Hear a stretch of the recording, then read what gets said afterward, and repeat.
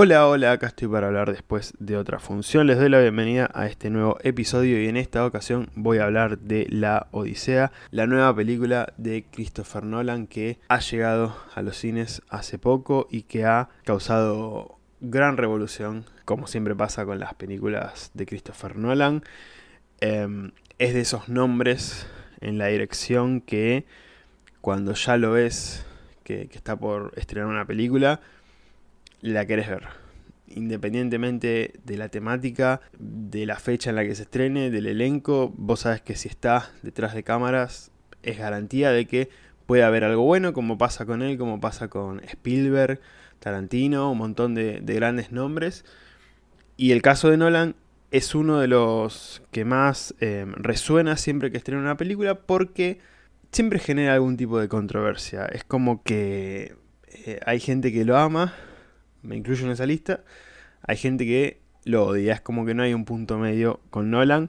Siempre fue así y sigue siendo así. Y con La Odisea, bueno, pasaron muchas cosas, demasiadas. Y hay para charlar sobre eso, además de la película en sí, que personalmente, spoiler alert, para mí es una maravilla. Veremos qué opina mi invitada porque no estoy solo para hablar de esta grandísima película. Está del otro lado desde Mendoza. Martina, ¿cómo estás? ¿Cómo están? Hola, muchas gracias por invitarme. Un placer hablar, aparte de esta película que yo spoiler alert voy a decir, me parece que es un peliculón. Muy bien, coincidimos ahí. No sé cuál es tu fanatismo por Nolan, no sé si estás del lado de los que aman a Nolan o de los que odian a Nolan. Yo sé que suena fuerte decir odiar, puede decir que no te gusta. Si es que es así, porque por ahí te gusta, no sé de qué lado de la vereda estás. A mí me pasa que Nolan es un director que me emociona mucho. No te digo que lo amo, no es que me muero por Nolan, pero sí estoy viendo cada una de sus películas porque es un director que tiene, digamos, mucho para charlar, para analizar, es un tipo muy ambicioso y eso está buenísimo, que el cine tenga a alguien así ambicioso y la verdad es que le doy mucho crédito en general como director. Es alguien que me atrae mucho. Muy buena definición, la de que te emociona. Porque de hecho, también me ha pasado con sus películas que tienen ese componente bastante fuerte en cuanto a lo emocional y lo épico. Yo creo que todas Ujú. sus películas tienen como ese nivel de epicidad, pero no la epicidad que por ahí va de la mano con un evento, ¿no? Porque, por ejemplo, hace poco vi The Prestige, que nunca la había visto, la vi por primera vez, y tiene como ese toque de epicidad, que es una película bastante aterrizada, como que no es, wow, qué película magnífica, pero tiene como ese toque de epicidad por momentos que son muy del estilo Nolan. Después, bueno, con otras películas ya se le fue la mano.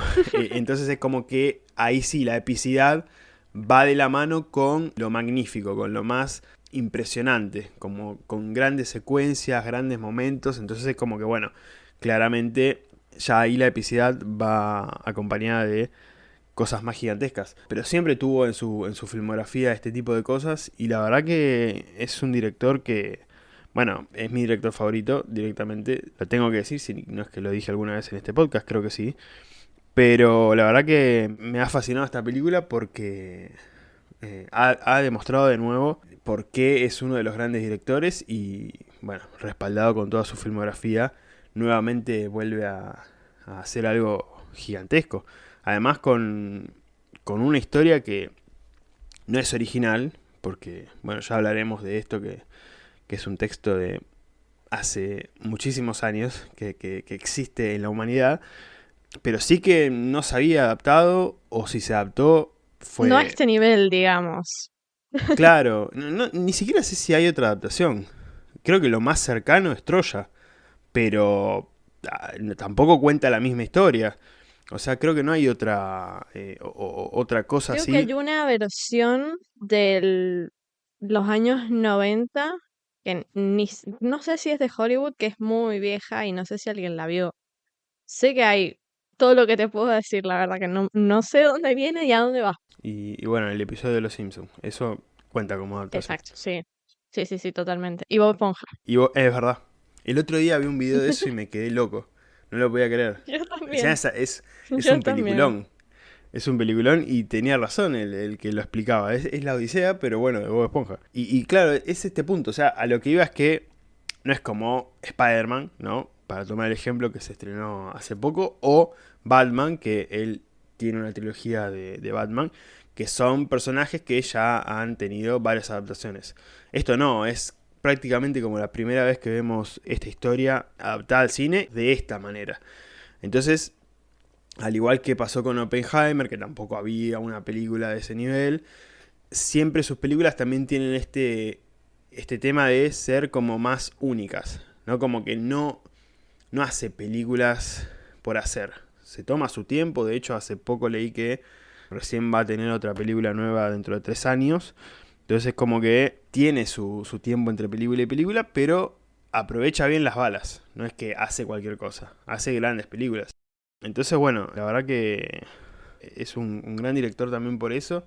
Quiero saber, antes de los spoilers, si es que existen spoilers, porque viste cómo es una historia tan escuchada.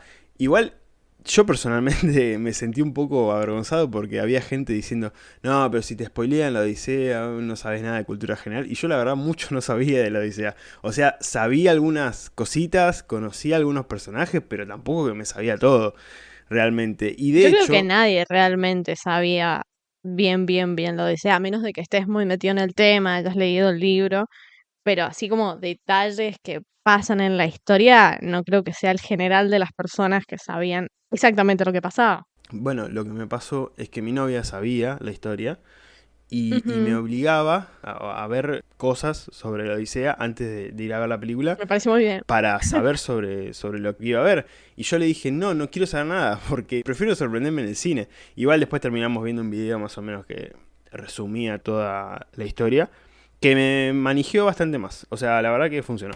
Pero bueno, qué sé yo, no, lo de los spoilers es medio ambiguo, así que bueno.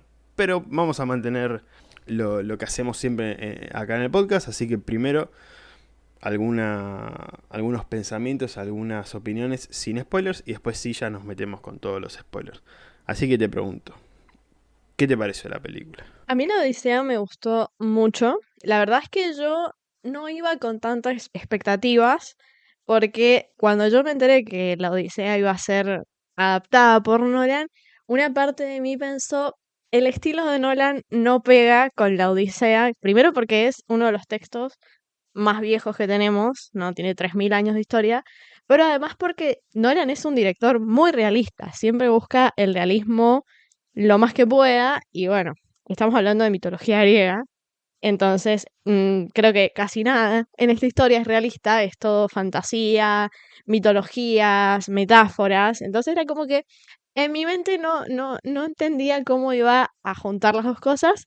Así que digamos que mis expectativas iban bajas y me sorprendió para bien, si bien aunque hubo algunas cosas que sí tengo para criticarle, me parece una película súper interesante, súper dinámica y muy entretenida, porque dura 3 horas y no te das cuenta, en ningún momento se te hacen realmente pesadas las 3 horas. Sí, eso es un puntazo a favor. Igual generalmente pasa con Nolan, creo que la única película que tuvo una gran duración y que por ahí se me hizo un poco tediosa, también me acuerdo que tuve un día bastante largo cuando la fui a ver al cine, fue Oppenheimer. Pero también porque Oppenheimer era una película de ese estilo. O sea, ibas a ver una película de ese estilo. No te ibas a esperar cosas muy fantásticas, grandes peleas y todo ese tipo de cuestiones que en la Odisea sí. Entonces es como que lo que tiene esta película que me gusta mucho es que todo el tiempo está pasando algo. Sí. Todo el tiempo tenemos o algo fantástico que ocurre, que hay muy buenos momentos de ese estilo, que también, esto que decías vos, lo que iba a adaptar Nolan chocaba mucho con el estilo de Nolan, que siempre trata de aterrizar todo más a lo real dentro de sus películas, que incluso hay mucha ciencia ficción en sus películas, pero aún así trata de hacerlo todo lo más real posible. Y era difícil lo que estaba por adaptar, pero la verdad que le salió muy bien. Y están todo el tiempo ocurriendo cosas desde el plano fantástico, desde el plano más aventurero, Ujú. pero también desde los diálogos. Hay muy buenos momentos de diálogos, muy tensos entre varios personajes que también te mantienen bastante atrapado. Y yo creo que ese es un punto muy a favor porque la película va y viene entre recuerdos y entre el presente y todo el tiempo tenés como esta mecánica de diálogos de personajes, después momentos que te muestran lo que fue la Odisea, todo este viaje de regreso de Odiseo a Ítaca y no te aburrís. Y son 3 horas. Y realmente uno cuando va a ver una película de esta duración piensa, che, espero no aburrirme, espero no bostezar, porque son 3 horas de algo que por ahí, no es que la película sea mala, pero por ahí te llegan esos momentos, como digo yo, de baches en el guión o en la historia que por ahí te dejan un poco aburrido. Y la verdad que esta película no tiene esos momentos. La verdad que es muy disfrutable, es muy buena, visualmente es espectacular. Sí, es espectacular. Yo creo que Nolan, si seguimos su filmografía cronológicamente, tocó el techo de lo visual con Interstellar. Sí. Pero en Oppenheimer también hizo cosas que realmente fueron buenísimas desde el aspecto visual. Y yo creo que aprovechó muy bien, bueno, todo este tema de las cámaras IMAX para esta película. Y realmente, nada, lo visual te atrapa. O sea, cada plano de esta película es maravilloso.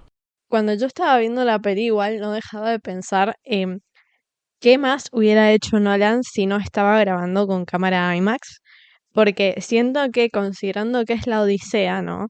Es todo fantasía, todo súper épico. Bueno, justamente la palabra Odisea viene de ahí. Siento que tal vez sí, yo esperaba incluso más imágenes impresionantes, vos que sacaste a colación Interestelar. Em, yo creo que sí le limitó un poco la cuestión de la cámara IMAX.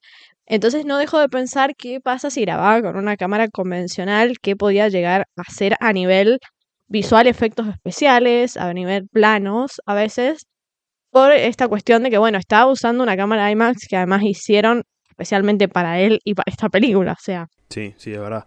Sí, yo creo que lo favoreció en cuanto a lo visual desde el aspecto técnico, pero sí es cierto que probablemente si no filmaba íntegramente en IMAX toda la película, eh, podría haber tenido quizás más movilidad o más momentos épicos, si se quiere, para poder tomar.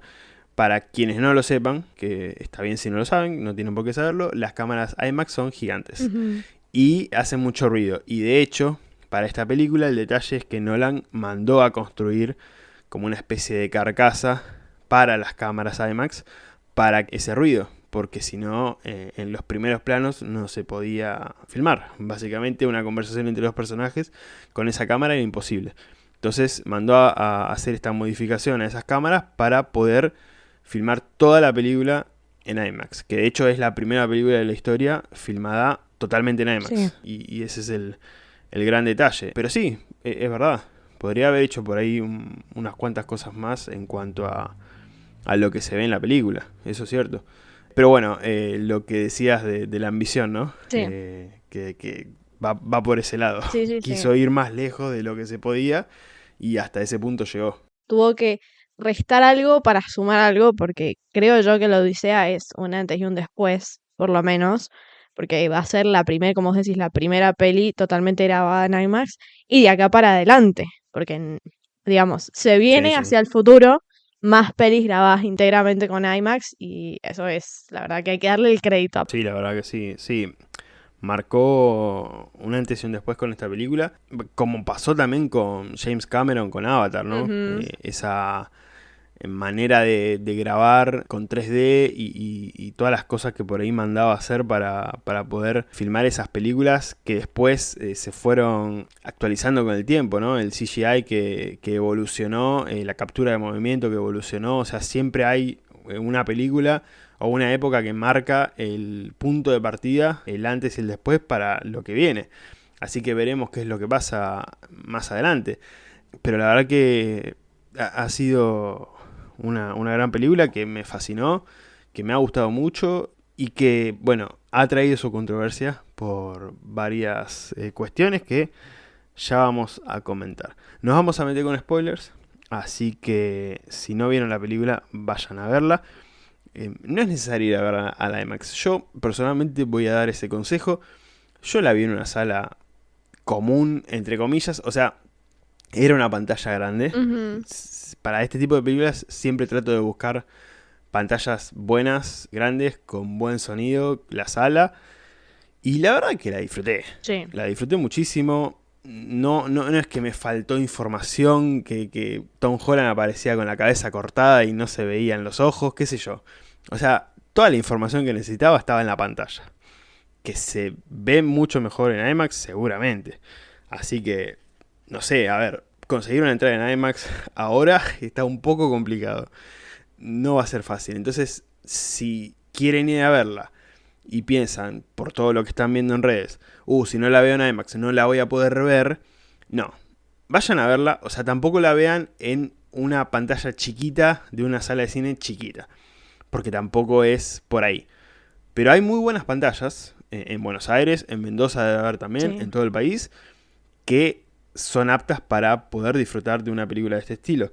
Así que no se queden con las ganas solamente porque no pueden ir a la IMAX. Y de hecho, bueno, hay una pantalla de IMAX en Buenos Aires y después creo que en el resto del país no hay más. Así que básicamente estaríamos hablando de que casi todo el país estaría fuera del alcance de una pantalla IMAX. Entonces no podrían ir a ver la película si solamente quisieran en la IMAX. Que no dependa de eso, nada más. Claro, yo sí agregaría que sí vale la pena verla en el cine. Sí, eso seguro. Eso, pero claramente. Yo no esperaría el streaming, porque No, vos no, sabés que he escuchado mucha no, no. gente diciendo, ay, no, voy a esperar a que la suban a, qué sé yo, a Netflix. No, no, es una experiencia de cine con parlantes alrededor tuyo, con pantalla grande, porque se disfruta, además dura 3 horas, pero está hecha para verla de esa manera y la verdad que más allá de que te hayan recortado un poco la imagen que tiene la filmación original, hay que verla en cines. Sí, completamente. Es para cines. O sea, hay películas que por ahí puedes esperar para verla en tu casa si Ujú. por ahí no querés gastar en la entrada, sé que está caro el cine. Por ahí decís, bueno, si voy a ver Spider-Man o voy a ver esta, después ya no quiero ir a ver la otra porque si no es mucha plata y no sé qué, no sé cuánto. Hay películas para elegir cuáles esperar a que lleguen a la comodidad de tu casa. Esta no. Esta Esta no, sí no, o no. sí es la prioridad. Si querés ir al cine, si querés un top 3 de películas para ir a ver al cine, esta es la prioridad. Ujú. Hasta te Sí, sí, diría, sí. 1 la Odisea, 2 la Odisea otra vez.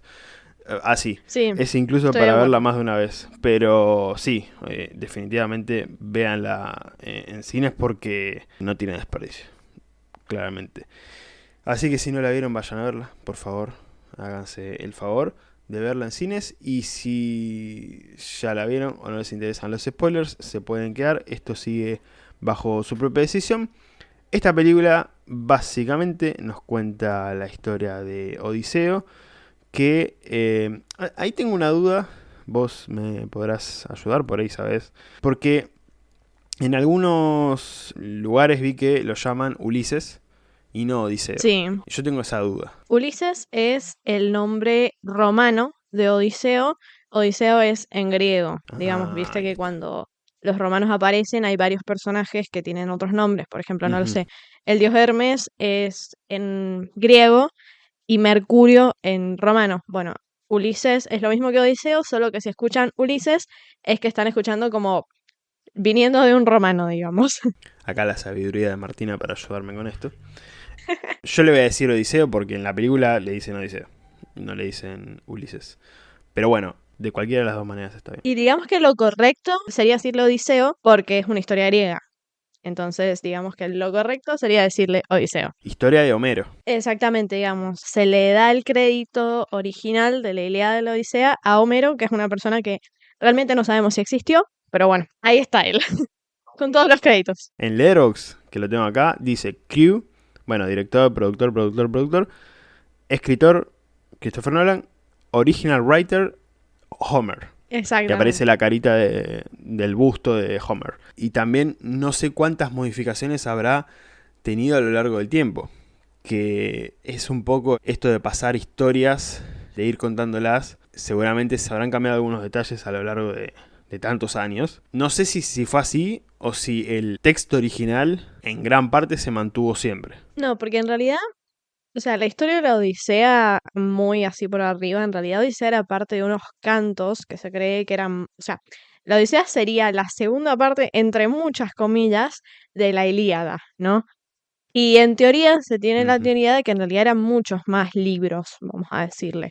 Pero todo esto viene a través de una tradición oral de historias que se contaban de una supuesta guerra que sería la guerra de Troya, que en algún momento este personaje llamado Homero lo ha pasado, digamos, a idioma escrito, pero en realidad son cantos orales, que porque cuando se cree que se escribió la Odisea fueron muchos siglos después de cuando fue la guerra. Entonces, los datos reales no se saben. Hay que tener en cuenta también que la Odisea tiene muchísimas metáforas. Entonces, hay cosas que están descritas, pero no necesariamente pasaron ahí.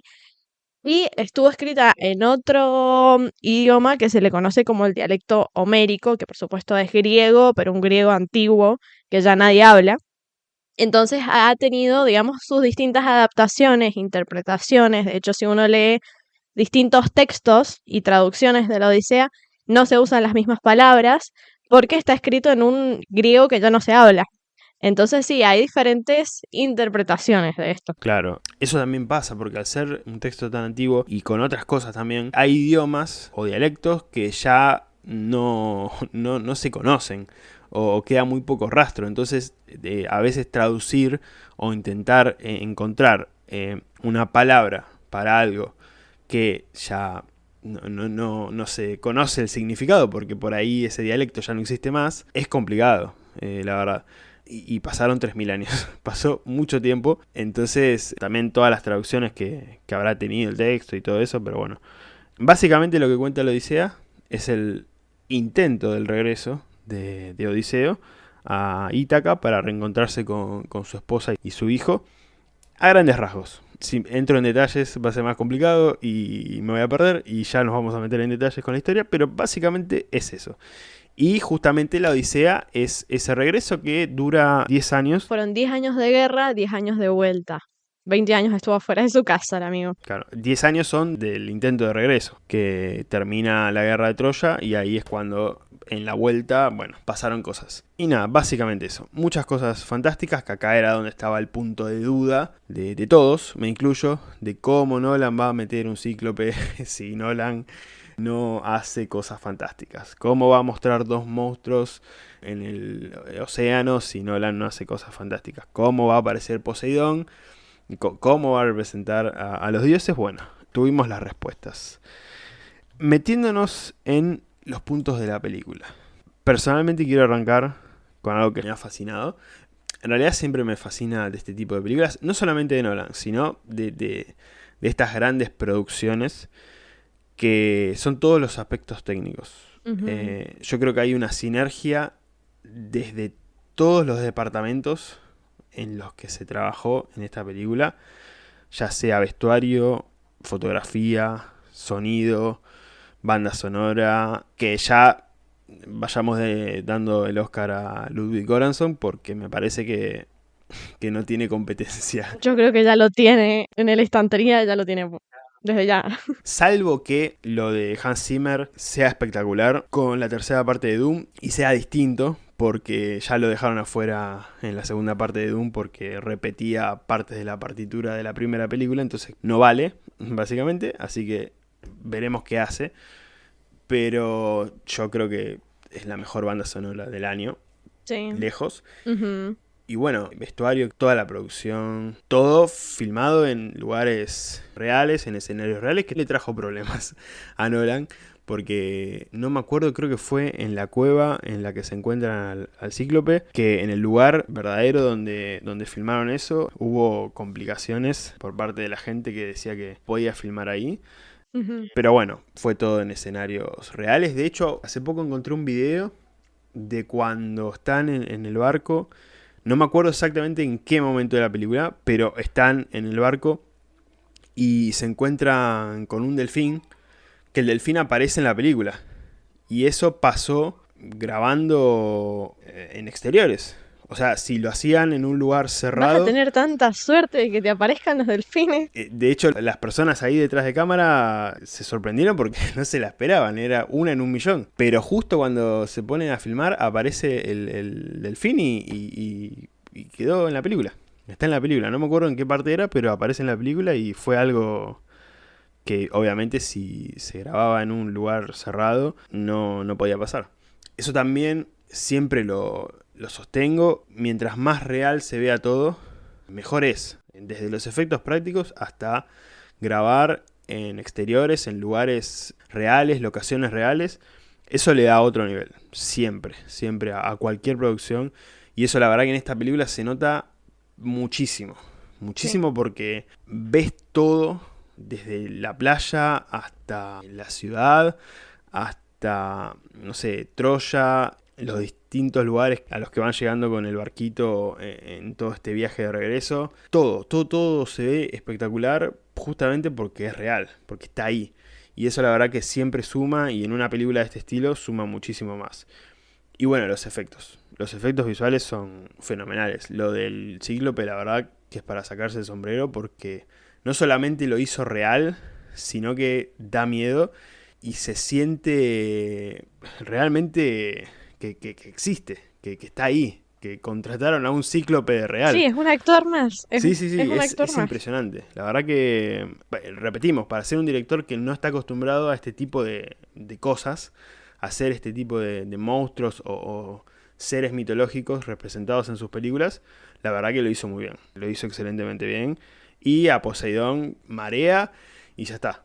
Algo simbólico. Pero también funciona porque de hecho te está mostrando la furia de Poseidón desde un lado más poético que la verdad que para lo real que quiere representar funciona muy muy bien. No sé qué opinas de todo esto, de todos estos aspectos técnicos dentro de la película. Sí, no, la verdad que, bueno, Nolan es una persona que históricamente ha rechazado el CGI y toda esta cuestión, y su terquedad lo hizo hacer, no sé, nombraste al Cíclope, fue una marioneta gigante, ¿no? Y es todo, la verdad que, especialmente en esta época extraña del mundo del cine, con directores hablando de IA y todo eso, que él siga apostando por hacer todo manual, por ponerle, digamos, esa onda de hacerlo realista y filmarlo realmente, es algo que me saco el sombrero y se ve muy bien, y más considerando que es una historia que sí o sí necesitaba eso, así que es impresionante.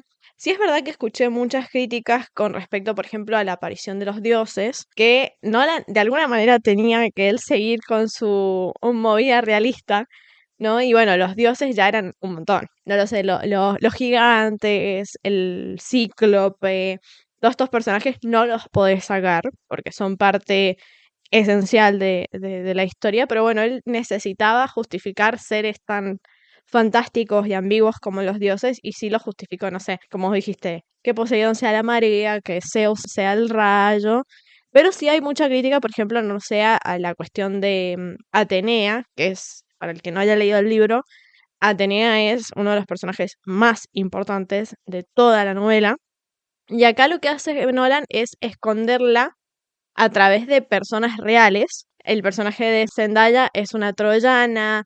Luego, por ejemplo, en la novela, él sería el amigo de Telémaco. En la novela es Atenea, ya acá lo convirtieron en compañero de él, que si bien ha sido muy criticado, a mí no me pareció mal. Por supuesto que si uno se pone obsesivo con la adaptación, no estaría correcto, pero acá sí. Así que digamos que lo hizo muy bien. Tema adaptaciones que ya lo vamos a mencionar porque es para charlar. Pero sí, a ver, hay cuestiones que siempre son complicadas de adaptar. A ver, la gente o muchas personas se quejan de cómo adaptan Harry Potter o cómo adaptan un cómic de Marvel, y estamos hablando de un texto de 3.000 años. O sea, imagínate que si hay gente que se queja de obras literarias más contemporáneas, quejarse de algo de hace 3.000 años es prácticamente asegurado, porque la fidelidad es muy complicada. De hecho, entre varias de las controversias que hubo, como lo que te contaba de la cueva, que ahí estuve averiguando un poco, era como un lugar, no sé si sagrado, pero como que complicado para hacer la maniobra esta de la marioneta gigante, el títere gigante y todas esas cuestiones. Entonces como que hubo una controversia ahí de, bueno, no podés filmar ahí. Pero no pasó más allá de eso. Pero también estuvo la cuestión esta de la representación del elenco, porque había gente que se quejaba porque las actrices y los actores dentro de la película no tenían sangre griega, básicamente. O sea, te armaban la lista de todo el elenco y te decían, bueno, este no tiene ni descendencia griega, este no tiene descendencia griega. Entonces es como que si no eran griegos o si no descendían de griegos, no podían interpretar a los personajes en la película. Entonces era indignación.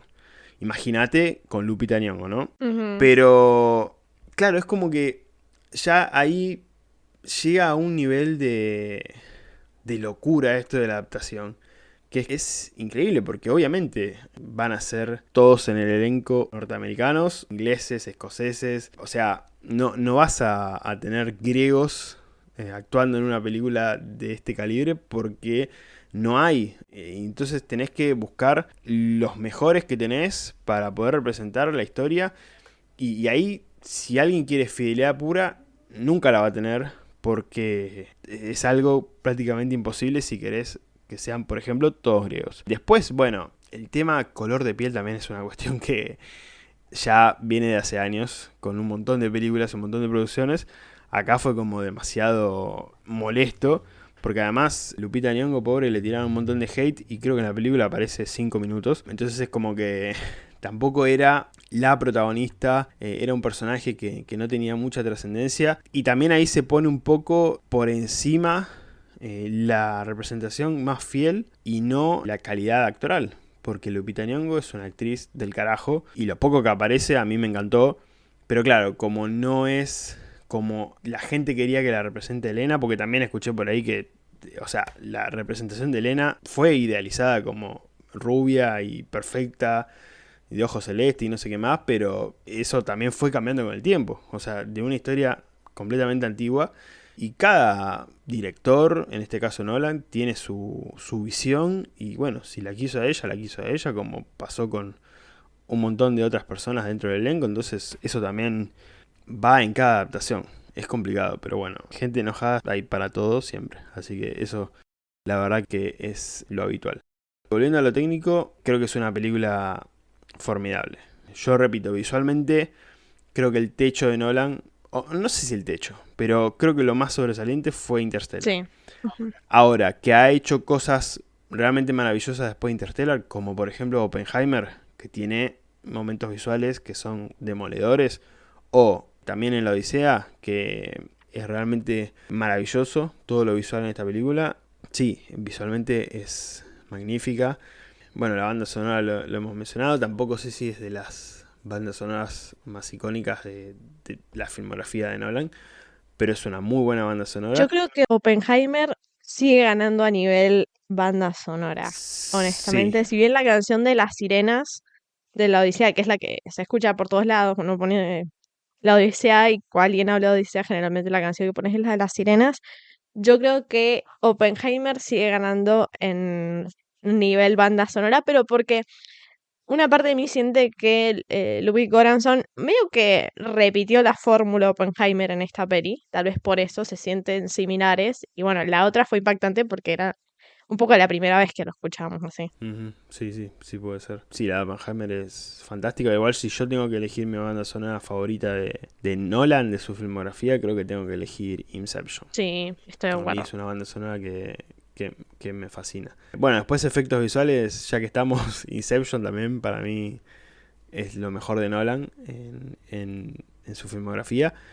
Pero bueno, lo que tiene de loco esta película es el tema del cíclope, que repetimos, no es algo habitual en la filmografía de Nolan, y Nolan a lo largo de su filmografía, ya cuando hizo películas un poco más grandes, se destacó por sus efectos visuales, más que nada efectos prácticos. Entonces, si ven el detrás de escenas de Inception, de Interstellar, de ese tipo de películas, la trilogía de Batman, Dunkerque, hay un montón de trabajo ahí en cuanto a los efectos que es maravilloso.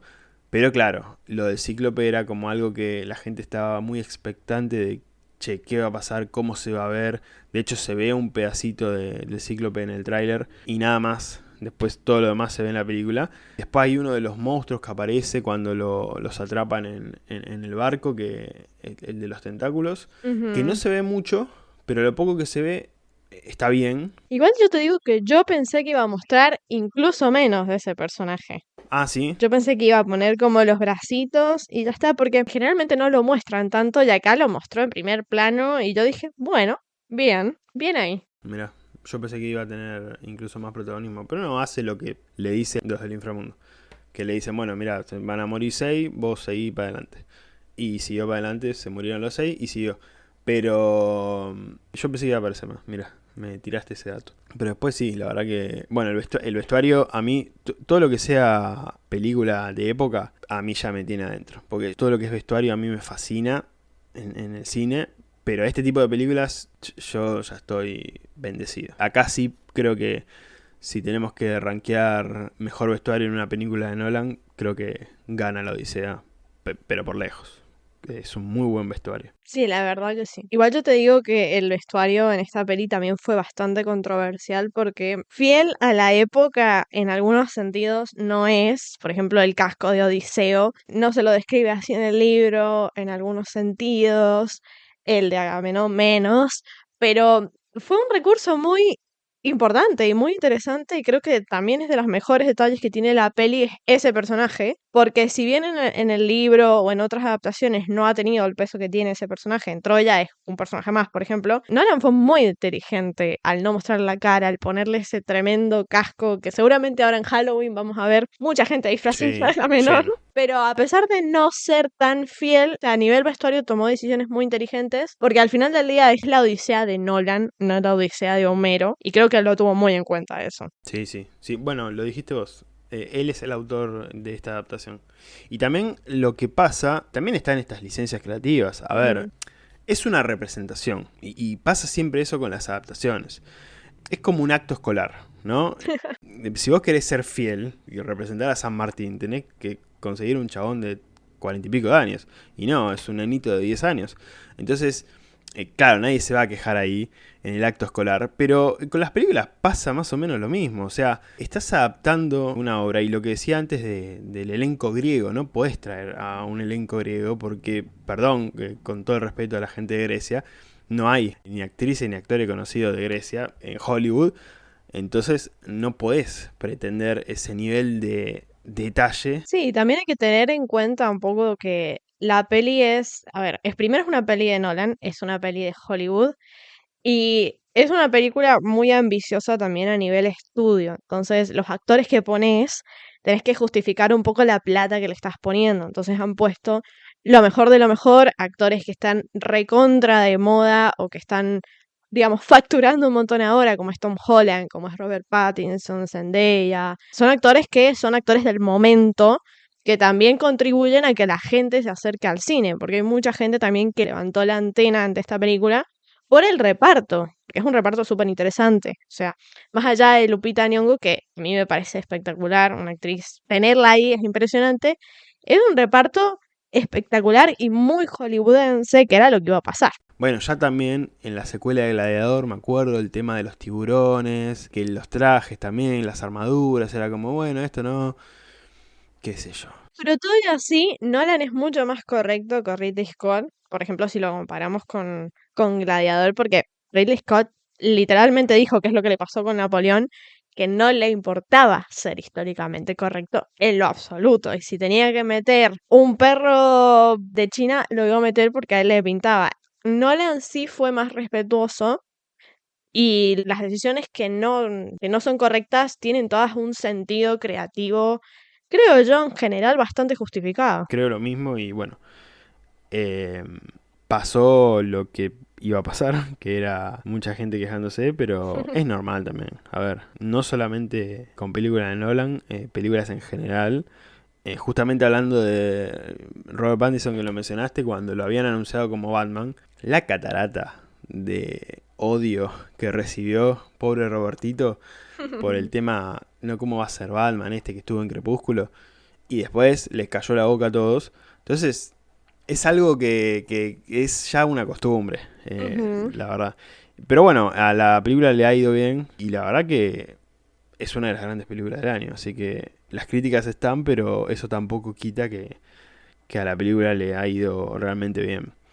Justamente que hablamos del elenco, un elencazo, un elencazo de esta película. Samantha Morton, que hace de Circe. Lupita Nyong'o, que la mencionamos, es Elena. Y la hermana gemela, Clytemnestra. El cíclope, Bill Irwin, que también hizo del robot en Interstellar. TARS. Mira vos, no sabía Él eso. estaba, sí, estaba ahí, no sé si de titiritero, digamos, o de voz seguro, pero no sé si también estuvo algo detrás del robot, pero interpretó a ambos. Después tenemos a John Bernthal como Menelaus, Zendaya como Athena, Benny Safdie como Agamenón,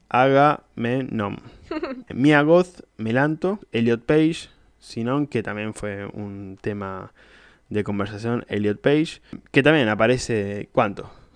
5 minutos en total, porque Sí, como aparece al mucho. principio y después tiene un Y flashback. todo así hace un trabajo espectacular, te Sí, digo. hasta ahora todos los que nombré en el elenco estuvieron geniales. Corey Hawkins, que hace de Polybus, que es el amigo o el compañero del personaje de Robert Pattinson, que muere de una manera espectacular. Travis Scott, que interpreta a Bart, también Travis Scott tuvo su hate. Es maravilloso porque lo escuché a Nolan de por qué lo llamó, que él es el que recita el canto de la historia de Odiseo. Nolan explicó que quería a un rapero porque entendía que los raperos de ahora son como las personas que interpretaban los cantos en esa época y bueno, contaban esas historias de esa manera. Entonces es como que en ese paralelismo, por eso lo llevó a Travis Scott a ese papel. Lo más loco es que aparece 2 veces en la película y las 2 veces dice lo mismo. Ujú. Y está genial. O sea,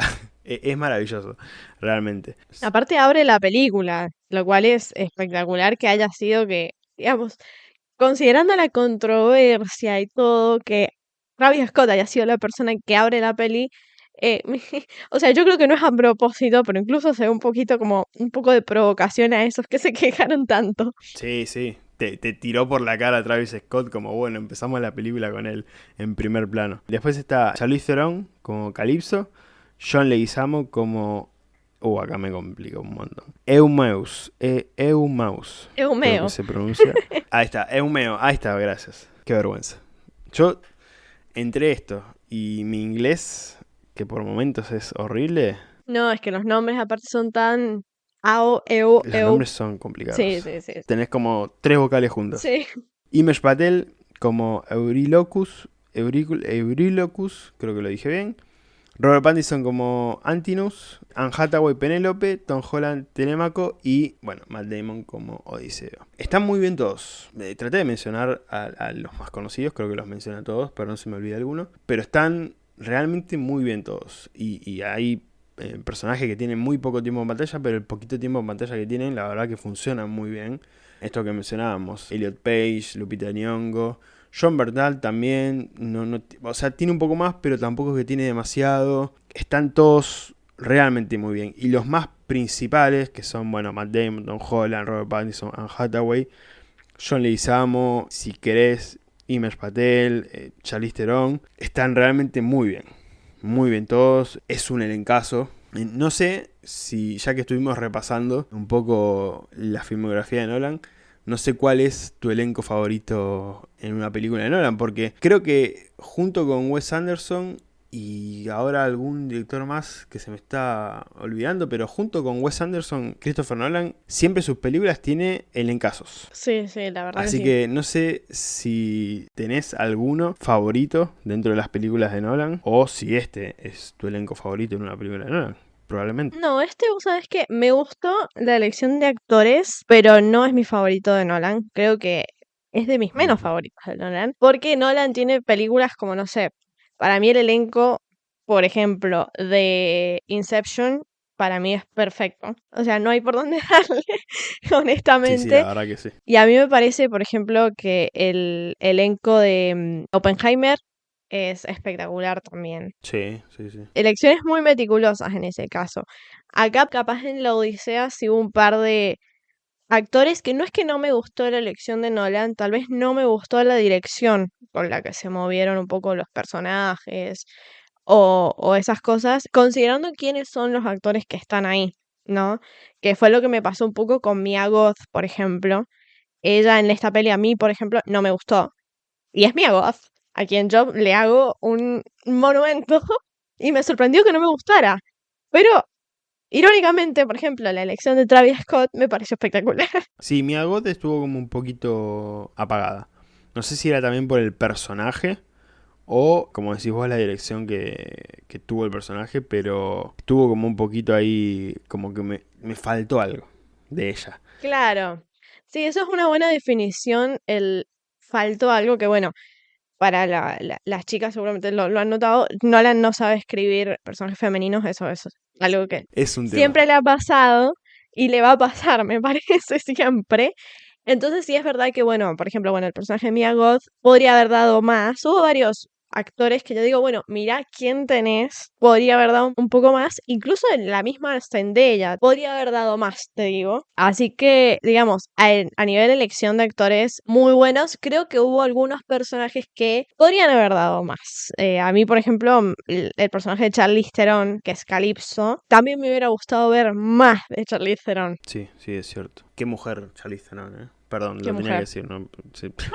qué Por mujer. ahí quedó medio pajero, pero bueno, es inevitable, ¿no? Aparece en la película y es algo que es increíble.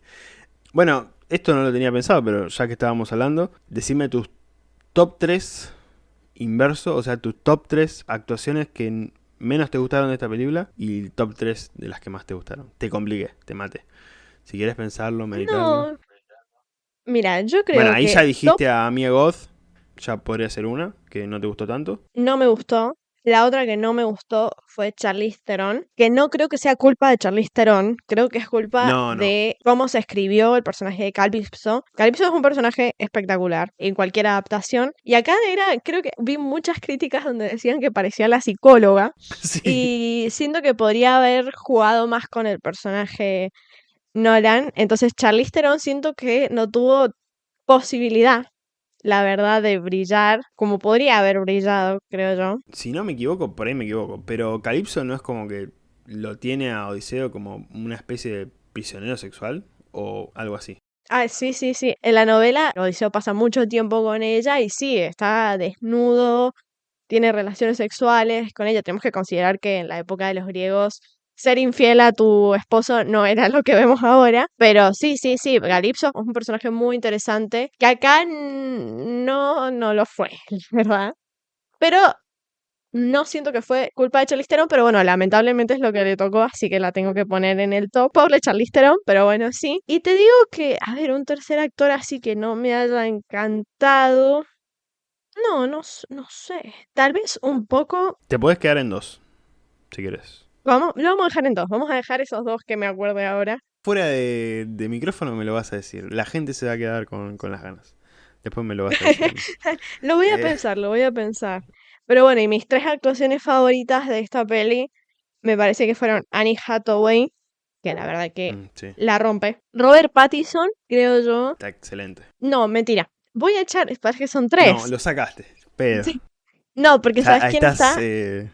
Está John Leguizamo, que hace un rol Sí, espectacular en esta película, la verdad. Y en el top uno voy a poner a Samantha Morton como Circe, porque la verdad que fue increíble. muy bien. Pero voy a hacer como una especie de mención especial a Matt Damon, porque me gustó mucho y siento que me da la sensación de que Christopher Nolan le escribió el personaje a él, porque hay muchas cosas del personaje de esta adaptación de Odiseo, este Odiseo en específico de Nolan, que yo siento que se parece mucho a la misma personalidad de Matt Damon. Entonces, como que le cayó como anillo al dedo el personaje. Me gustó lo de Samantha Morton. Ahí la verdad que te acompaña. Si yo tendría que decir top 3 de los que menos me gustaron, Mia Goth puede ser una, tranquilamente. Igual, a ver, para mí estuvieron todos geniales. Pero Ujú. sí es cierto que podríamos haber tenido un poquito más de personaje de Mia Goth.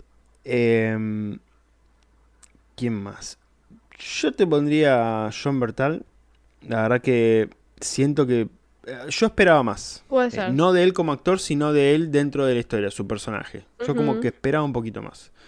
Y después, a ver, está complicado un tercero. Te agrego mientras pensás que mi hermano me dijo que el personaje de John Bertrand le hacía acordar mucho al Punisher, lo cual es muy gracioso porque es verdad. Sí, sí, tiene como eso de que el actor que actúa del actor, que no Sí. actúa del personaje. Pero Ujú. viste que hay algunos que se los perdonás, es como que sí, está Sí, todo bien, no pasa yo a nada. él se lo perdono. Sí, sí. No, además, por ahí también es un poco el personaje, porque en The Bear, no sé si viste la serie, es como que su personaje es muy característico, o sea, no es él, es su personaje. Pero también hay actores que por ahí tienen como esa delgada línea entre el personaje y la persona. Sí. Y hay veces que por ahí el actor se parece mucho a los personajes a los que terminan interpretando. O sea, justamente los eligen porque tienen esa personalidad también. Entonces es como que ahí está esa delgada línea de, che, ¿está actuando de él o está actuando del personaje? Sí. Que es por ahí un poco lo que le pasó pobre, pero bueno, no sé si ese fue mi problema, sino un poco como el de Mia Goth, como que siento que podríamos haber tenido un poquito más. Y después otro que pondría que no me gustó tanto, está difícil, creo que me quedo en dos, como Muy vos, bien. me tiro ahí a dos. Y después top 3 yo hasta te los puedo ubicar del uno 2 y 3 3 me sumo con vos, Samantha Morton, estuvo espectacular. Y de hecho, tiene ese momentito nada más que hace toda esa brujería loca, que estuvo espectacular. Ujú. Y es eso solo, no tiene otra intervención, pero ya está. Denle un premio porque estuvo espectacular lo que hizo. John Leguizamo también, increíble. Y bueno, mi favorito, Robert Pattinson. Yo creo que estuvo genial. Él hace muy bien de villano. Y por lo que vi en su filmografía, no he visto toda su filmografía, pero vi varias películas. No suele hacer de villano, pero cuando lo hace, le cae como anillo al dedo. Él tiene una película muy buena que de paso recomiendo, que es The Devil All the Time, creo que se llamaba así, que es buenísima. Y él hace de villano. Y dato, está con Tom Holland en esa película. Así que véanla. Ah, que hace como de un cura. Sí, esa, exactamente Ah, esa. sí, sí, sí, sí. Es muy buena, muy infravalorada esa película. Está en Netflix, creo que es de Netflix. Fue época pandemia, por eso pasó muy desapercibida. Pero muy buena película. Y él está de hijo de puta, pero a otro nivel y le sale muy bien. Muy bien. Pero sí, cuando tiene estos papeles más de villano barra complejos, se luce mucho más. Y acá está espectacular. Mi límite es por ahí que patee el perro. Pero bueno, qué sé yo. Es una película. Bueno, pero tiene que ser muy Sí, hijo de sí, puta. no, por eso, le salió perfecto. Pero me quedo tranquilo de que ningún animal sufrió en la grabación de esta película. Así que nada, un gran elenco, grandes actuaciones y la verdad que creo que es uno de los puntos fuertes de esta película y de todas las películas de Nolan en general. Para ir cerrando dentro de lo que es la reseña, vos lo dijiste al principio, la duración. La verdad que se lleva muy bien, se lleva muy bien.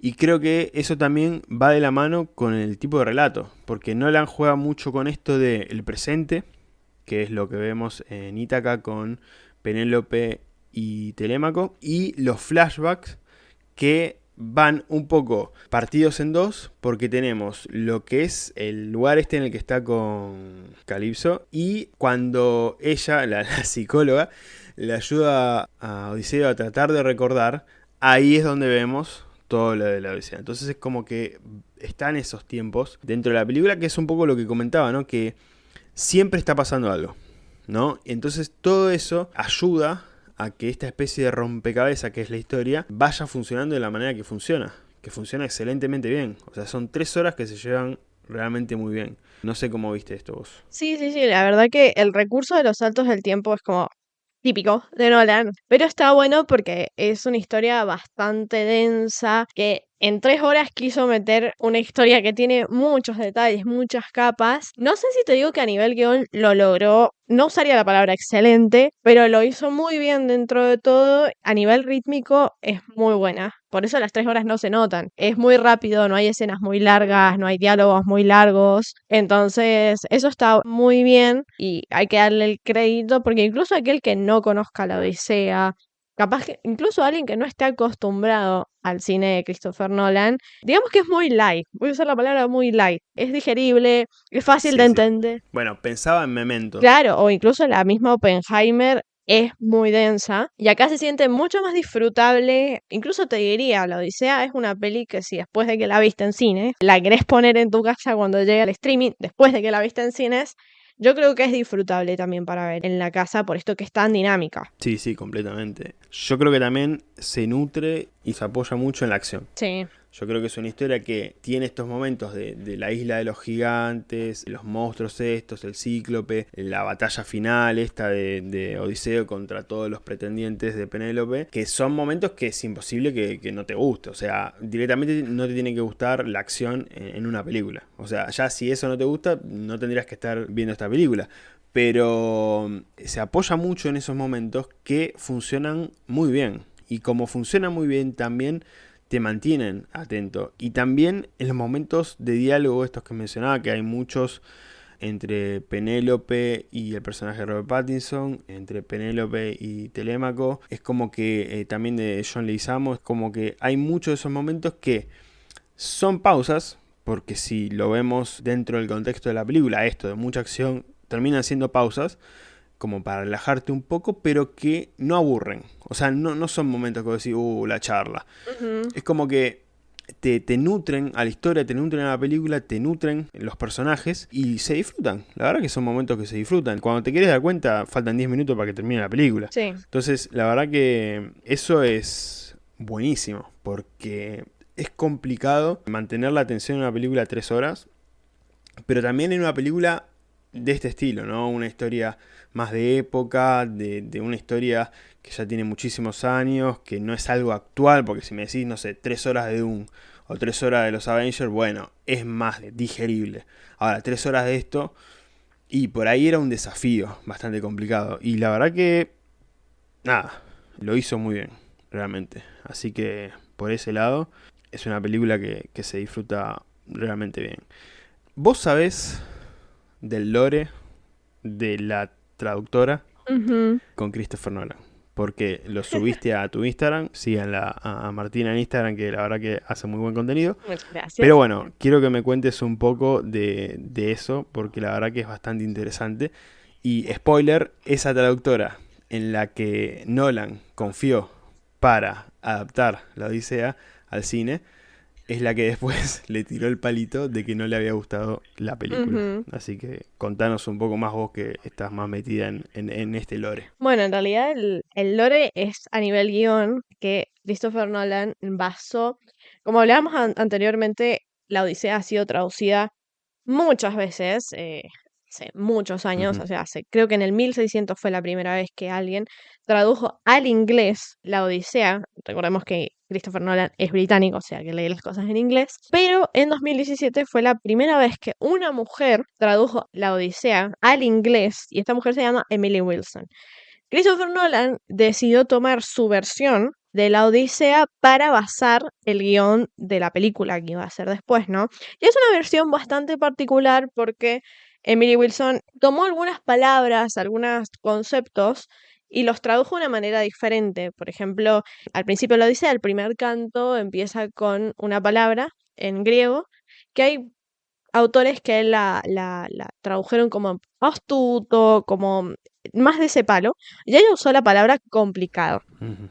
Entonces, la versión de Emily Wilson te plantea un Odiseo mucho más complejo, mucho más atormentado, que es generalmente el tipo de personaje que usa Christopher Nolan para protagonizar sus películas y que después vimos ahora en la versión de Matt Damon. Es un Odiseo que duda más, que tiene hay mucha más mambos, vamos a decir.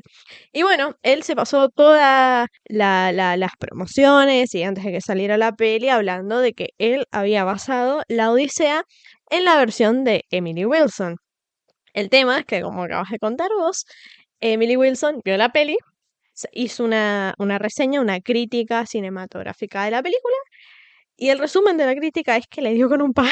Básicamente, para resumir. Le dio con un palo al punto de decir, prácticamente, a mí me daría vergüenza andar por ahí diciendo que yo escribí este guión, lo cual es completamente irónico porque Christopher Nolan realmente puso mucho énfasis en decir que la traducción que usó es la de ella. Así que es muy interesante, la verdad, el concepto de haber tomado esta versión porque ya sabiendo eso como base, uno sabía que la versión de Nolan no iba a ser la típica del héroe griego espectacular, que sabe qué hacer, que generalmente las adaptaciones griegas, especialmente hollywoodense, tenés este protagonista que la tiene clarísima, y acá no, y eso ya se podía ir previendo teniendo en cuenta el texto base que estaba leyendo Christopher Nolan. La bancamos igual a Emily porque sin ella por ahí no tendríamos esta película.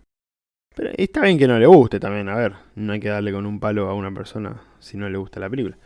Pero bueno, también por ahí es más personal del lado de ella porque justamente se basó en su traducción. Pero bueno, esta película tiene muy buenos momentos. Yo creo que vamos a coincidir, creo que es inevitable. Podemos no coincidir, pero creo que hay mucha chance de que coincidamos en nuestro momento favorito de la película. Hay muy buenos momentos. Bueno, el que mencionábamos de Circe no lo mencionamos en detalle, pero sí mencionamos que la actuación de Samantha Morton había estado maravillosa. Y ella hace de una hechicera que convierte a la tripulación de Odiseo cerdos. Y esa transformación, esa transición de personas a cerdos es espeluznante. Realmente Sí, es un asco. sí, es un asco, pero tiene un toque de body horror que es realmente muy alejado de la filmografía de Nolan. Esto sí que está completamente lejos de cualquier cosa que haya Sí. hecho él anteriormente. De hecho, él comentó que le gustaría hacer una película de terror. Así que veremos si se hace realidad esto de la película de terror de Nolan. Yo creo que una peli de terror de Nolan va a ser impresionante. Siento que es un terreno fértil para que Nolan pueda explorar. Y además, bueno, con lo que vimos en este momento de los cerditos, creo que tiene pinta de que pueda ser algo realmente muy bueno. Eso fue un momentazo, Sí. la verdad que fue un gran momento. Ujú. El de los gigantes fue raro, porque estuvo bueno, pero siento que como que a los gigantes les faltó ser gigantes. O sea, eran gigantes, pero siento como que no actuaron mucho como gigantes. Me pasó eso. No sé si a vos te pasó cuando los viste. Para mí, honestamente, es la peor parte de la peli, es esa escena. Hubiera sido más inteligente eliminarla que ponerla. Es una película y un guión que intenta meter el viaje de Odiseo en 3 horas. Y acá siento que se apuró un montón. Entonces no hay momentos para darte cuenta quiénes son, qué está pasando. La parte del niño siento que no estuvo bien ejecutada tampoco. Entonces como bueno, fue una forma de perder gente de la tripulación, pero no siento que fue una escena que esté bien llevada a cabo. Especialmente porque en realidad es bastante sencillo el tema de los gigantes, los lestrigones que se llaman. Entonces, esa escena la verdad es que me parece lo más flojito de toda la peli. Sí, coincido completamente. Para mí la mejor parte de la peli fue el tercer acto, el final. Un poco sí voy a decir la parte de Troya, también me gustó mucho, pero el final o sea, el momento en el que Odiseo llega a su casa, al castillo, me parece espectacular. Muy bueno, muy emocionante, muy bien llevado a cabo, Matt Damon la rompió. Así que a mí la verdad que lo que más me gusta es el final. Muy bien. Sí, coincido. Y voy a hacer un agregado que me quedo con todo el final, desde la llegada de Odiseo a Ítaca hasta el final, pero me detengo principalmente en el momento en el que él, en este desafío que propone Penélope de, bueno, ya que quieren ustedes ser mi pareja, bueno, gánenselo, y crea este juego a lo Marley, en el que tienen que tensar la cuerda del arco y lanzar la flecha entre todas esas hachas hasta esta mesa, como hacía Odiseo en su momento. Nadie lo puede hacer. De hecho, el personaje de Robert Pattinson en un momento dice, bueno, ya entendimos tu punto, como bien de cagón, pero bueno, como no lo puedo hacer, salgo por izquierda. Ya entendimos tu punto de lo que querés demostrar, nuestra valentía, bla, bla, bla. Bueno, no podemos, listo. Nadie va a reemplazar a Odiseo, qué sé yo, qué sé cuánto. Y aparece este vagabundo de la nada queriendo intentarlo y cuando lo hace todos se quedan mudos y es un momento pero que te eriza la piel. Realmente. Creo que vale la pena pagar la entrada de cine por ese momento. Sí, estoy de O acuerdo. sea, por toda la película, pero por ver eso en pantalla grande otra vez, vale la pena pagar la entrada. Y es un momentazo. Pero son 2 segundos, ¿eh? Son 2 segundos que hace eso con el arco. Porque además la banda sonora acompaña. Y el giro de la cabeza de Penélope, que ni siquiera es completo, es como que ahí de costado, como, che, es él. Yo te conozco. Es maravilloso. Sí, estoy de acuerdo. Es cine. Realmente fascinante. Es un momento impresionante. Y bueno, después se los carga a todos. Eso sí que es un poco inverosímil porque una persona contra tantos, pero bueno, ya estamos acá. Ya llegamos. ¿Cuánto llevamos? 2 horas 48 de película. Ya fue. Yo te creo que se los cargó a todos y listo. Que viva Odiseo. Pero sí, un momentazo. Realmente mi momento favorito. Sí, el mío también, concuerdo. Y bueno, coincido con vos que todo el final. Todo el final. Y mención especial al perrito. Actorazo el perrito. Eso me destruyó. Porque el perrito estuvo genial, pero el perrito lo esperó a Odiseo. Cuando llega Odiseo, se muere. Sí, no. Eso me partió el corazón, pero estuvo espectacular. Realmente estuvo muy muy bien. Antes de cerrar, quiero entrar un poco en este tema adaptaciones, porque lo hemos mencionado ya bastante en este episodio, y quiero tu opinión como persona que le gusta el cine, que habla sobre cine y sobre series, como me pasa a mí, que vivimos en esta época de el enojo de los puristas sobre las adaptaciones tanto en el cine como en las series, posiblemente más en el cine por una cuestión más popular, si se quiere, del alcance de las personas hacia las películas, del enojo incluso en muchas ocasiones desmedido, de lo que pasa, bueno, ya hemos citado bastante el ejemplo de la Odisea, de este texto de más de 3000 años, que gente quejándose por detalles, por ahí por algunas cosas, realmente quejándose bien, si se quiere, pero muchas veces de manera desmedida y casi sin sentido. Y lo vemos naturalmente en adaptaciones de cómics, en adaptaciones de libros, en adaptaciones incluso de versiones de otras películas. Esto que hace mucho Disney de live action, que pasa de las películas animadas a los live action. Por ahí no es el mejor ejemplo para citar, pero bueno, también pasa. No sé cuál es tu opinión, cuál es tu postura sobre esto. Cuánto de bancar ese tipo de opiniones de, bueno, el odio no. El odio a tal actor porque va a interpretar a un personaje que no es del mismo color de pelo que... No, eso ya, el odio desmedido. Pero sí por ahí el debate de, che, no sé si este actor tendría que interpretar a este personaje porque no se parece y no sé qué.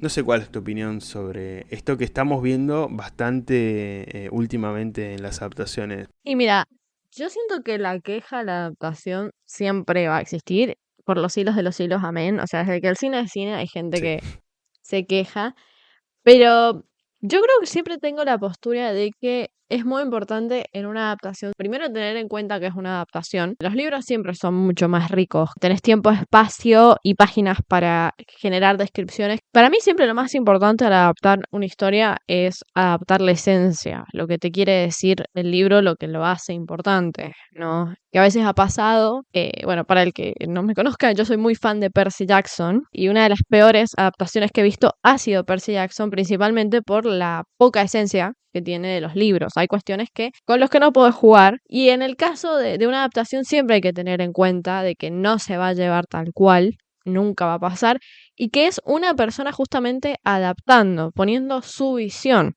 de esa historia. El libro lo que tiene es que no tiene imágenes. Entonces lo que vos y yo nos imaginamos capaz no sea lo mismo que quiere trasladar o que se imaginó el director.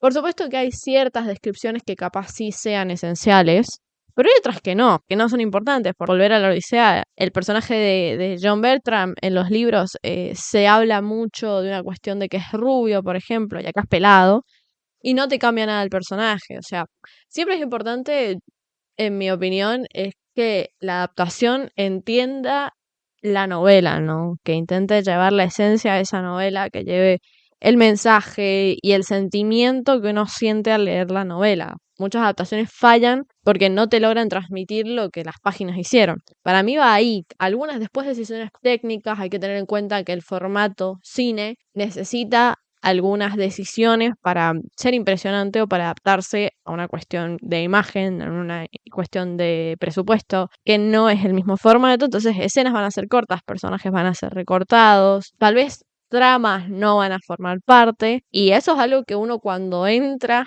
a ver una adaptación tiene que tener en cuenta. Hay un montón de adaptaciones de libros que se comieron capaz la mitad del libro, pero siguen funcionando porque supieron mantener la historia principal, el hilo principal, lo principal que tiene ese libro. Ahora se me viene a la cabeza, por ejemplo, la adaptación de Maze Runner, no sé si se acuerdan. Sí, sí, sí. A mí las películas me gustaron. Ahora, yo como no leí los libros, eso también pasa. Porque yo soy del porcentaje de la población que no tiene lo original en mi cabeza, porque la verdad no soy lector. Entonces todo lo que es libro, cómic, no lo tengo en mi cabeza. Entonces cuando voy a ver la película, voy en cero. Por ahí averiguo, más que nada me gusta con Marvel o con DC ver a muchos youtubers que te explican, no, porque este personaje, tal cosa, y bueno, y por ahí después también con películas como Maze Runner termino entrando en un algoritmo de videos que te explican que en el libro pasaba esto. Hace poquito me pasó con Jurassic Park. Me pasó que con Jurassic Park vi varios videos de cosas que en la novela aparecen y que en la película no. Entonces es como que entro por ahí. Pero bueno, no, lamentablemente, y lo digo muy a mi pesar, no soy lector. Y yo es como que voy al cine en cero. Si me gusta la película, me gusta la película por lo que vi en la pantalla y no tengo lo que se está adaptando. Bueno, eso es muy importante lo que señalás porque a la hora de adaptar los directores tienen que tener en cuenta la gente que no es lectora. Vos no estás en realidad Claro, adaptando para el lector, estás adaptando para el cine. sí, Entonces hay una buena parte, por ejemplo, hay otras adaptaciones que tienen errores porque dan por sentado que la gente sabe. Entonces está mal a veces porque no tenés que dar por sentado que todo el mundo es lector, que la gente que te va a ir a ver es lectora, sino todo lo contrario. Bueno, el lector ya sabe que esto va a pasar, pero el que no es lector, tenés que encontrar una manera de adaptar el texto, que yo creo que la Odisea lo hace bien, siempre hay que tener en cuenta que, bueno, es una versión muy hollywoodense de esta historia, pero uno tiene que entrar al cine sabiendo que es Christopher Nolan, ¿no? claro. Entonces, bueno, siempre está el purista más purista que, lamentablemente, el otro día yo lo hablaba con una amiga que era así, que es purista, bien purista de la Odisea, siempre va a salir perdiendo porque es muy difícil llevar ese tipo de adaptaciones tan perfectas, especialmente al cine, porque a veces las series sí pueden darte, digamos, la posibilidad de ser recontra fiel, porque tenés mucho espacio y muchos capítulos para extenderte, pero la película en general, no, Nolan, porque ahora es el director más poderoso del cine y puede tomar cualquier decisión que quiera, pero otros directores no te pueden hacer una peli de 3 horas. Entonces necesitan acortar guión, necesitan responder a lo que se le pide en la parte económica del cine también. Entonces siempre hay que tenerlo en cuenta cuando uno va al cine esto. Sí, sí, completamente. Yo por ahí, por eso también insisto en esto de la queja desmedida o a veces sin tanto fundamento, porque en lo que explicabas vos, que un personaje tenga el pelo de un color y que después lo hagan pelado, no te va a cambiar nada, salvo que sea Rapunzel. Pero si no, no te va a cambiar Ujú. demasiado. Entonces, ese tipo de cambios que muchas veces generan quejas desmedidas, es como que, güey, che, pará, tranquilízate un poco porque no es para tanto. Ahora, si me cambias algo importante de la historia para una adaptación, ahí hay que ver qué entra en juego. Un poco lo que explicabas vos. Nolan tiene carta blanca para hacer una película de 3 horas, por ahí otro director no tiene esa disposición, entonces tiene que recortar ciertas cosas. Hay personajes que por ahí no aparecen, hay personajes que muchas veces pasa que, por lo que averiguo, terminan siendo 3 personajes mezclados en uno y te terminan haciendo un personaje nuevo, pero porque esos 3 personajes, por ahí la personalidad terminaba cerrando en que, bueno, es mejor hacer un personaje para esto específicamente. Entonces es como que hay cosas que, bueno, son necesarias para que la adaptación se lleve a la pantalla, porque si no, no se puede. Y ahí es donde entra también lo que favorece un libro, un cómic, una novela, que ahí tenés tu imaginación, tenés más tiempo, más espacio para explayarte en ciertos puntos que por ahí en una película o en una serie no podés. Entonces ahí también entra un poco qué hace la persona que está detrás de una adaptación para que esa adaptación funcione, porque también pasa que se mandan una cagada y terminan arruinando a un personaje simplemente porque hay un tema de agenda de, bueno, necesitamos más actores negros, entonces vamos a meter a este actor y cambian completamente en la historia de fondo simplemente por cambiarle el color de piel o el sexo o lo que sea. Entonces hay que ver también qué se cambia. Claro, el tema personaje siempre es importante entender el personaje y entender, digamos, de dónde viene, a dónde va ese personaje. Les doy un ejemplo, en la Odisea misma, un tema importante de Helena, que es el personaje que tanto que se criticó, que es el personaje de Lupita Nyong'o, la guerra de Troya arranca con ella. En teoría, ella, la descripción principal de Helena es que es la mujer más hermosa de ese lugar. Ujú. Entonces sí o sí tenés que tener una actriz hermosa que eligieron justamente a Lupita Nyong'o, que no hay por dónde darle porque es bellísima. Y por supuesto que el racista está siempre y va a estar siempre. Después por supuesto que hay personajes que, no lo sé, en el texto original son asiáticos y sí, tenés que tener un personaje asiático, un actor asiático interpretándolo. Hay detalles que son inamovibles y hay detalles que uno puede dejar pasar, puede cambiar o puede justamente adaptar. Por ejemplo, a mí me genera muchísima curiosidad qué va a pasar con el personaje de Snape en la serie de Harry Potter, que ha cambiado de raza. Snape ya es de por sí un personaje complicado, por ejemplo. Perdona el que ame a Snape, yo soy anti-Snape, entonces nunca hablo bien del personaje, pero va a ser muy curioso a ver si la decisión es correcta o quiere cumplir este cupo que hablas vos, porque en ese caso, por ejemplo, el cambio de actor puede llegar a generar problemas. Entonces uno tiene que tener muy en cuenta quién es el personaje y si ese cambio va a generar impacto o no. Yo creo que el 80% del tiempo no genera impacto, pero bueno, hay algunas veces que sí. Sí, sí, completamente. Pero bueno, es un tema interesante para analizar más en profundidad. Por ahí ya lo hemos hablado bastante bien, creo yo. Pero es un tema interesante que se presenta últimamente, bastante. Y Ujú. bueno, va a seguir pasando, como dijiste vos, por los siglos de los siglos, amén. Es algo que inevitablemente va a suceder porque también pasa que quejarse es gratis, la gente tiene completa libertad para Ujú. quejarse, entonces tiempo de redes sociales, la gente se queja por todos lados, entonces es mucho más fácil, es mucho más global todo este tema de las quejas, pero bueno, Sí, las redes son caldo de sí, cultivo completamente. solo para quejas, me atrevo a decir. Pero yo creo que en muchas ocasiones las quejas son realmente desmedidas y bueno, es un poco lo que ha pasado con la Odisea en esta adaptación. Bueno, hasta acá este episodio de la Odisea. La verdad que un episodio completo. Antes de cerrar, te tengo que pedir la calificación. Mira, yo salí del cine y le puse 3/5.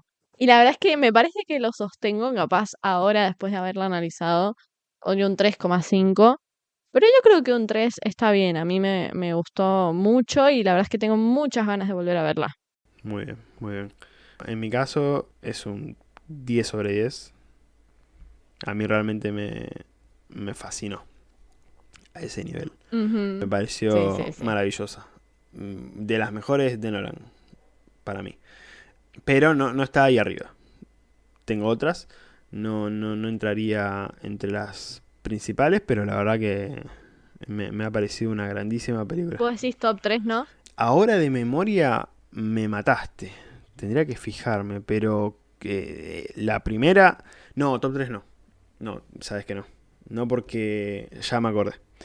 Son El Caballero de la Noche, Inception, Interstellar. Sí, estoy de acuerdo. Esas tres.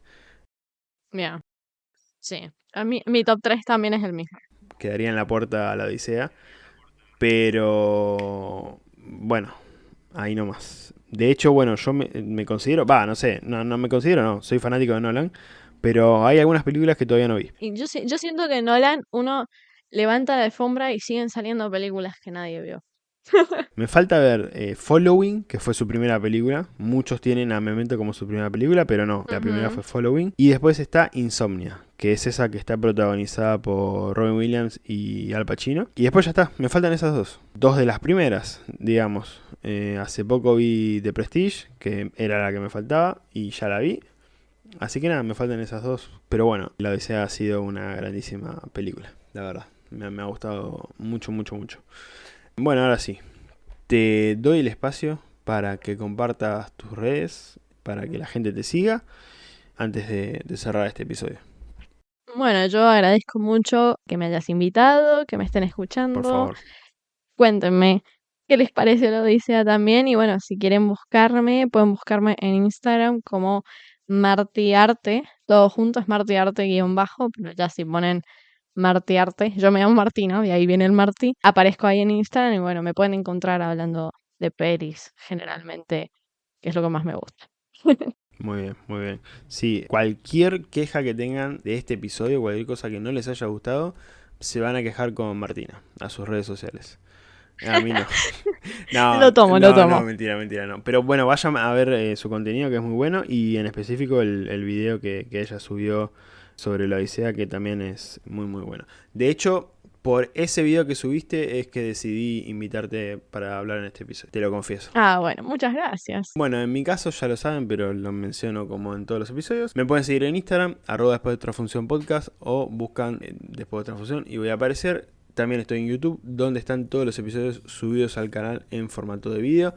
En TikTok, @después de otra función. Mi Instagram personal, @pancharracun. En Letterboxd y Medium me encuentran como Seba el Guido. Espero que les haya gustado este episodio y nos estamos escuchando la próxima después de otra función. Gracias.